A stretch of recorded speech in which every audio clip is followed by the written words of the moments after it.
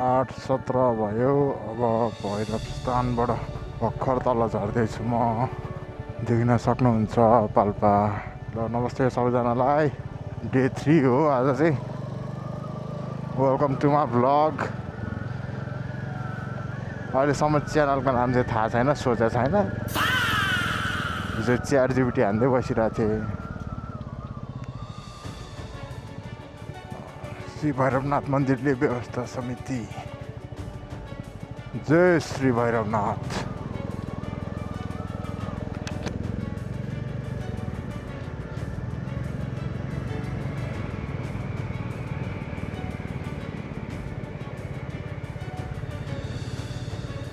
हिजो चाहिँ अब युट्युब च्यानलको नाम थाहा छैन अहिलेसम्म के राख्ने भनेर है।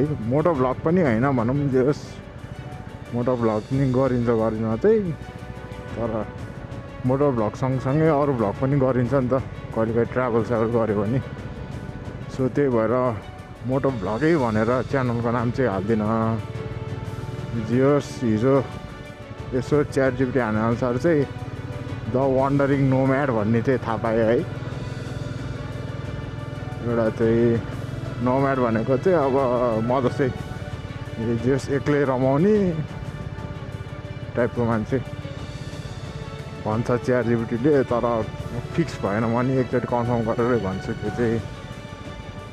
ल हामी अब पाल्पाबाट निस्किँदैछौँ, पाल्पा भैरव स्थानबाट।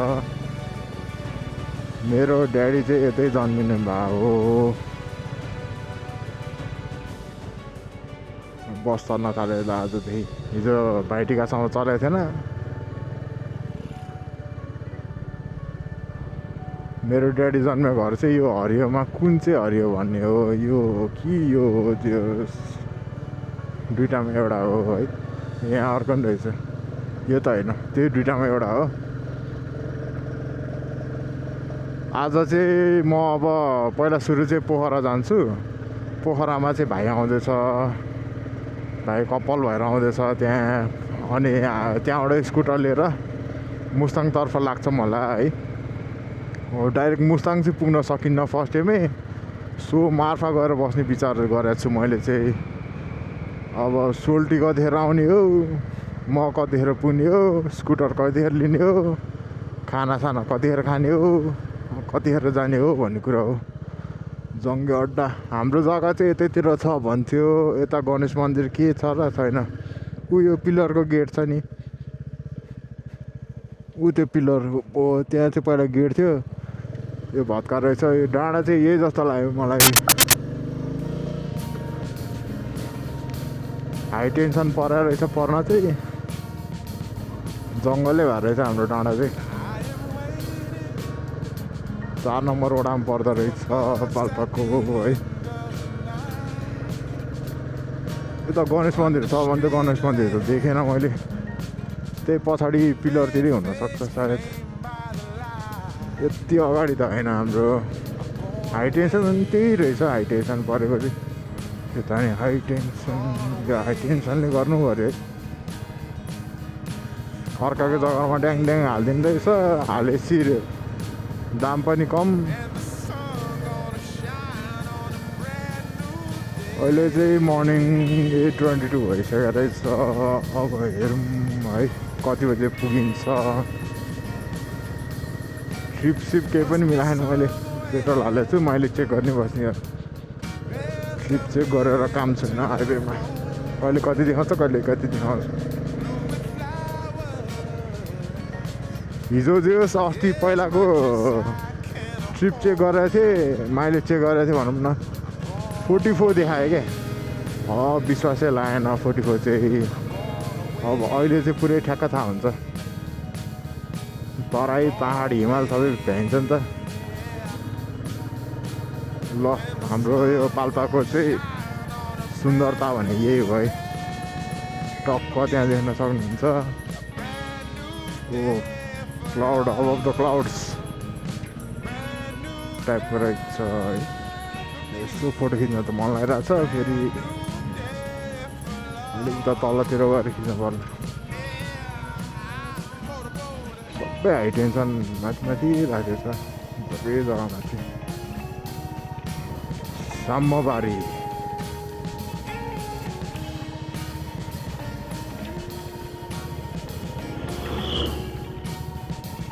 ल यता नि छुट्टै भ्यू छ है आनन्दको हिमाल पनि देखिँदैछ तर अलिक क्लियर चाहिँ भएन है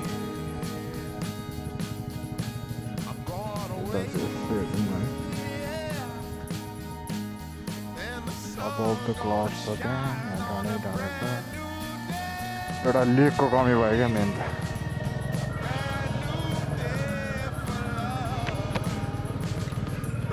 ओ बसमा माफमा मानुर माफमा खाना हुन्छ नि पाल्पातिर आउनुहोस् साथीभाइहरू पाल्पातिर बसमा खाना आउनुहोस् है अरू के नै भन्नु छ र यता नि रोड बनायो त दामी हुन्थ्यो पिच गऱ्यो भए हात दिने हुन्छ फेरि पाल्पाको बाटो नि जस दामी रहेछ फर्स्ट टाइम बाइकमा हो पाल्पा चाहिँ म यता भैरवस्थान साइडमा चाहिँ उताबाट झर्न चाहिँ स्कुटरमा झरिसकेको छु यो भ्यू चाहिँ लास्ट टाइम मन पऱ्यो मलाई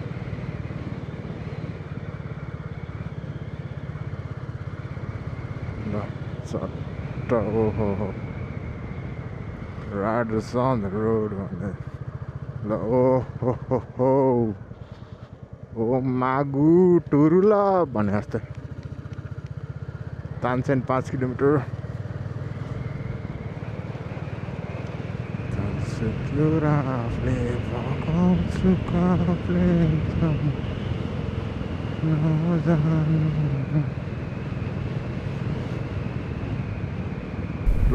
ट्राइपड कहाँ राखेर मैले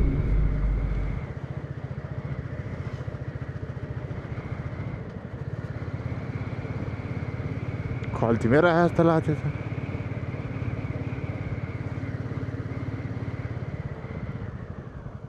कहाँबाट जाने हो चारपाङ्ग्रे प्रवेश निषेध भन्छ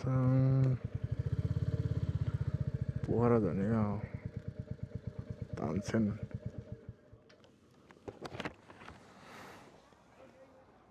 उतै तलै होला जाने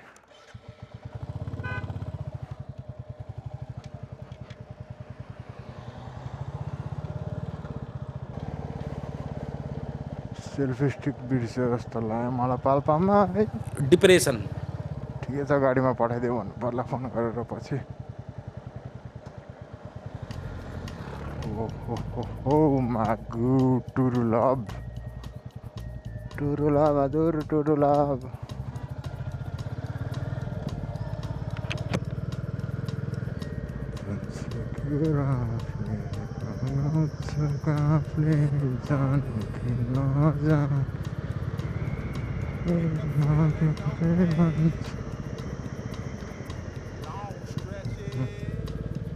बाइक चाहिँ धुनुपर्ने छ यस्तो फोहोर भएको छ बाइक बिहान निस्किनु बेला यसो चेन लिप चाहिँ हान्दैछु नभए ख्याट ख्याट ख्याट ख्याट ख्याट ख्याट गर्छ चेनले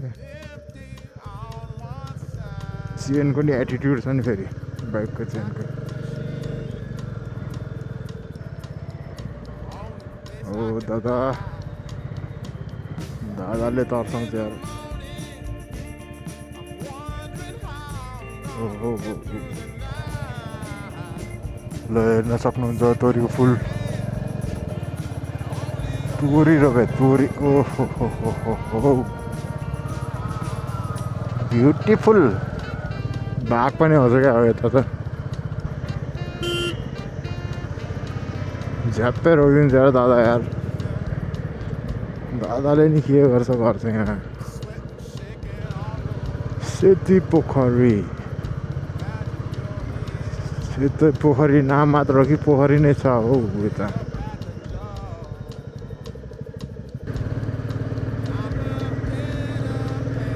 ओ पेट्रोल हाल्ने बेला भइसकेको छ 3 लाइनमा झरिसकेको छ पेट्रोल झर्नाको चिसो पानी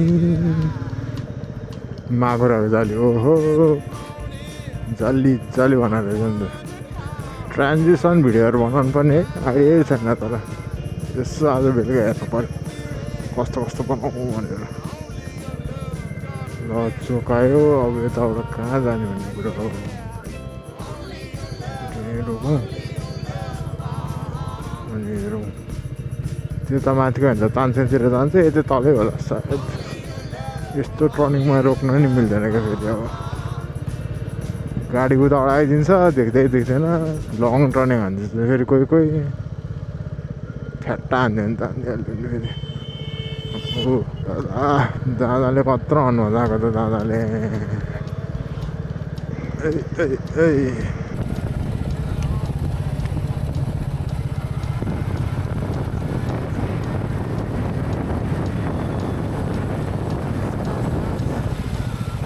ब्याग पुरै छड्के भइसक्यो दाइ तपाईँको।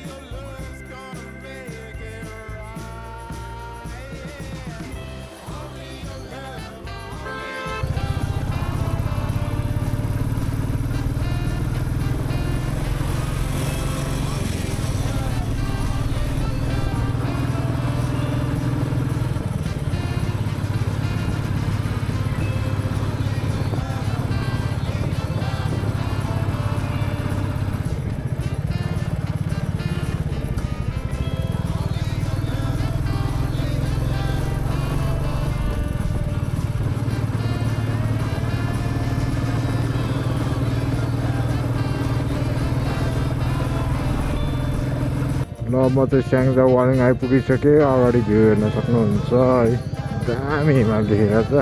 आँखाले खतरा देखेको छ, अब क्यामेरामा कस्तो देखेको छ भन्ने कुरा चाहिँ थाहा छैन मलाई। दामी देखिरहेको छ हिमाल चाहिँ है। अब झन् उता मुस्ताङतिर गयो भने चाहिँ झन् बवाल देख्छ। एसडी कार्ड पनि फुल हुन लागिसक्यो। अब एउटा एक्स्ट्रा बाँकी छ। मसँग 3टा थियो, एउटा 64 GB, 2टा 128 को। 68 र 128 चाहिँ फुल भइसक्यो। अब एउटा 128 चाहिँ बाँकी छ। अब त्यो चाहिँ पुरै मुस्ताङमा खिच्ने सोचिरहेको छु। त्यही भएर यतातिरको चाहिँ खासै खिच्दिनँ म। अन्त छ यता दामी दामी छ ल्यान्डस्केपहरू, किन अब बचाएर त राख्नु पऱ्यो नि। यता के हुन्छ के हुन्छ, prevention is better than cure भन्ने चाहिँ कुरो। के कसो साथीहरू, ठिक भने कि बेठिक भने मैले। अब यो 3 मिनटमा सकिन्छ होला यसको। 3 मिनटसम्म चाहिँ हेर्दै गर्नु होला। ओहो यो रुखसुख नभए कस्तो दामी देखिँदो रहेछ टर्निङमा। टक्क टर्निङ यस्तै हान्दाखेरि त्यहाँबाट दामी देखिन्छ त। अब है त ल 1 2 3 गो।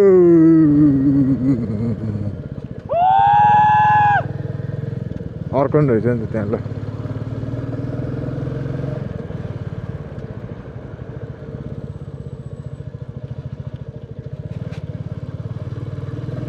अब दामी है त। ल 1 2 3 सानो रुखले छेक्यो नि त्यहाँ।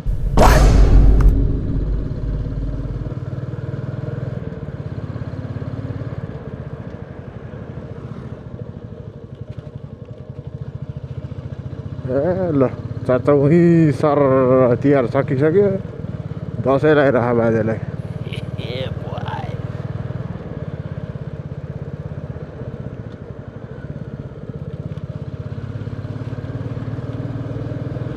ल ला ला ला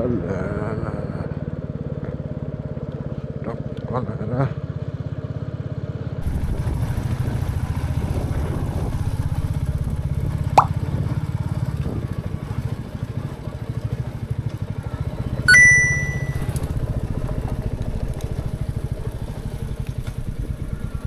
ल म अब पोखरा प्रवेश भइसकेँ।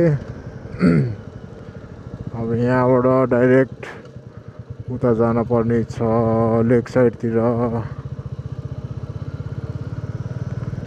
ठ्याक्क भाइ र भाइको गर्लफ्रेन्ड पनि त्यहीँ आउँदैछ अरे उनीहरू पनि एउटै डिस्टेन्स छ जे होस् सँगसँगै भेटिन्छ होला अहिले लेक साइडमा त्यसपछि भाइले बाइक लिन्छ कि स्कुटर लिन्छ थाहा छैन त्यहीँ गएर थाहा हुन्छ अब खानासाना खाएको छैन अघि चाहिँ एकछिन ब्रेक लिएर अमलेट र चिया खाइदिएको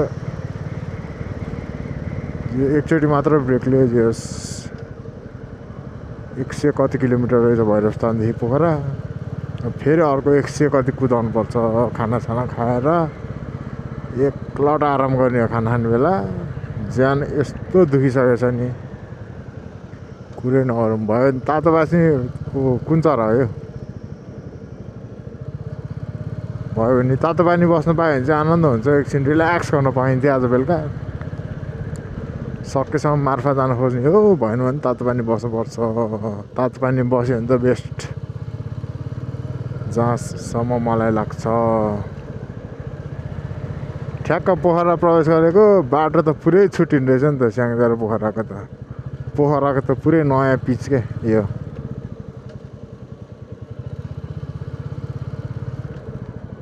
नयाँ पिच पनि छ साइडमा यो येल्लो लाइन पनि कोरेको छ ठ्याक्कै छुट्टिने के पोखरा प्रवेश भन्ने बित्तिकै ऊ त्यो माथिको सारङकोट हो कि होइन होला अब एकछिनमा पिस पगोडा चाहिँ आउँछ यो 4-5 किलोमिटर होला सायद पिस पगोडा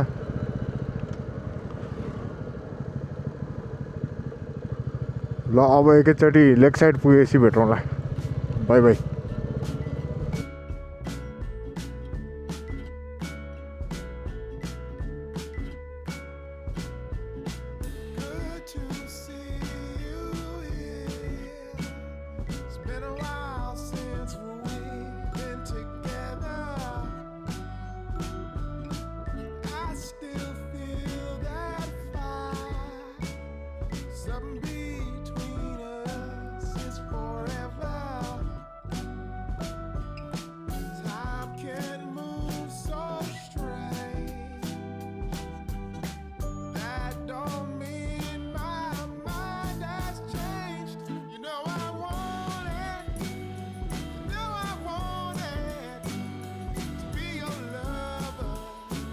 ल साथीभाइहरू लेक साइड आइसक्यो है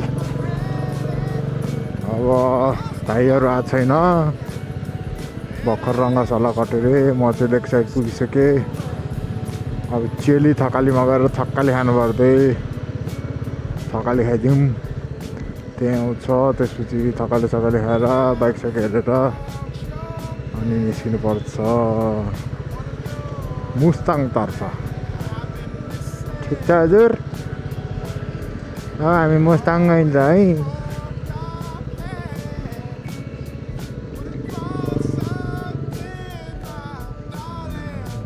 हिजो अब यस्तो खाली हुन्थ्यो होला यहाँ एक दिनमै यस्तो छ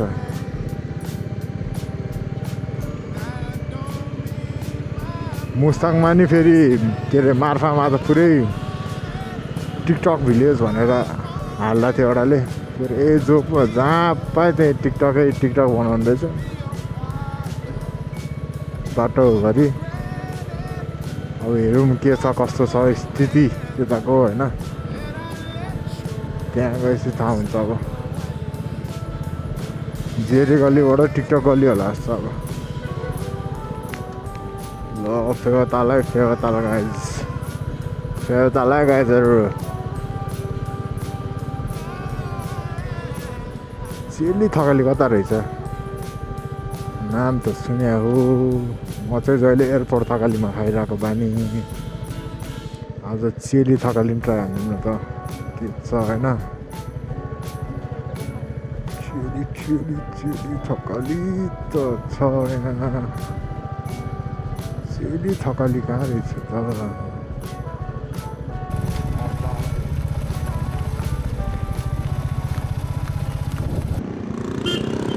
ओ दादा यसो हेरेर गयो है दादा रुद्र थकाली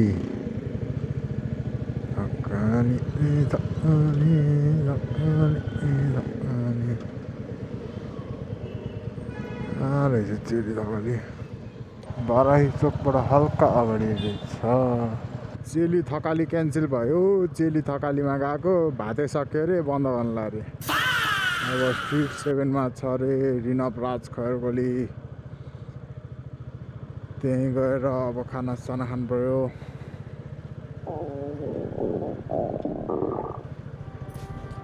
स्ट्रिट 7 भनेपछि कहाँ भयो त्यो स्ट्रिट 15 यत्रो बाटो हिँडे अघि मैले भेट्दै भेटेन त खै ब्याग खै त कहाँ थियो है तिमीहरू उता पाउँछ ब्याग त जम्न